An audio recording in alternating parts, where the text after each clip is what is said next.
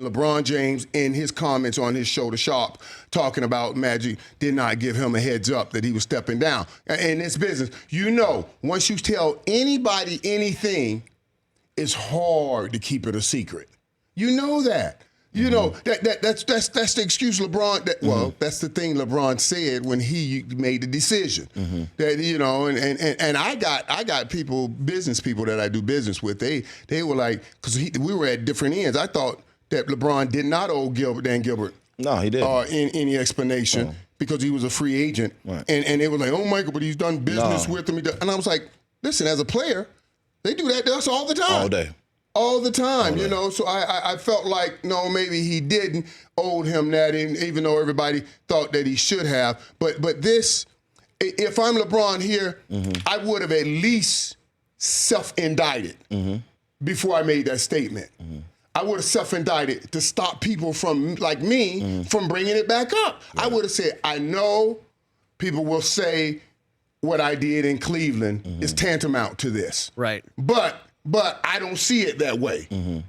I see it as something different. I was a free agent. That was a business deal. I thought that me and Magic should have said, I would have first self-indicted. Right. Then people like me can't come down on him like I'm thinking about, well, how could you make that statement when you did the same thing? And here again, I didn't think he owed Dan Gilbert an explanation. And when Dan Gilbert wrote the letter after he left, I thought exactly. That's why I wouldn't have given you an explanation right there. Right. But I thought he should not have mentioned that about Magic just then.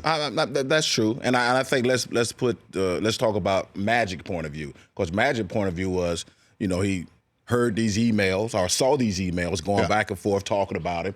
And, Magic coming in the arena, it used to be, oh, Magic, won't you come and be the general manager of our team so you can help us get back to the championship? So now Magic's coming there and people are like booing him, like, saying things to him like, hey, man, you got to get this team right. So at that time, Magic was thinking about himself. Like, first of all, I'm hurt that you guys are going back and forth and somebody's talking behind my back and saying that I'm not doing this. So at that time, Magic was thinking about him like, hey, man, I can't do this anymore. Like, I can't do this anymore if somebody's talking about me from behind my back and all that stuff. And I can understand what you're saying about LeBron. He maybe shouldn't have said that, but it's still not the same thing to me. Yeah, and so I just felt maybe bad I'm talking for Magic. in circles, but I felt bad for Magic, actually. I did, because Magic. You did, really, man. Yeah, I did. You felt bad for him, man. And I know it had to be hard for him not to tell Jeannie, and I'm Michael Irvin sitting in for Rich Eisen on the Rich Eisen Show, along with NBA Hall of Famer Mitch Richmond, Chris Brockman over there, and Mike Del Tufo.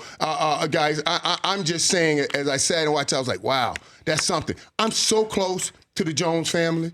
Like I consider myself Michael Irvin Jones, really do, and love him to death. And speaking of that, Jerry will be calling next hour. My pops will be calling. I just want to make sure somewhere in the wheel. Star power. Somewhere in the wheel is what I want to be left somewhere in the wheel. But I thought about it because I brought it to me. I said, now what if Charlotte Jones one day is running, Charlie Jones Anderson is running the Cowboys, and she hires me in any capacity. Like, I would find it hard to just do that, to just walk away from the job without giving her a heads up. And I would have at least said something to her. Maybe it would have been a phone call right before the press conference, but I would have done something to at least give her that. For more of The Rich Eisen Show, tune to Audience Channel 239 on DirecTV for free on BR Live or download the Rich Eisen Show app.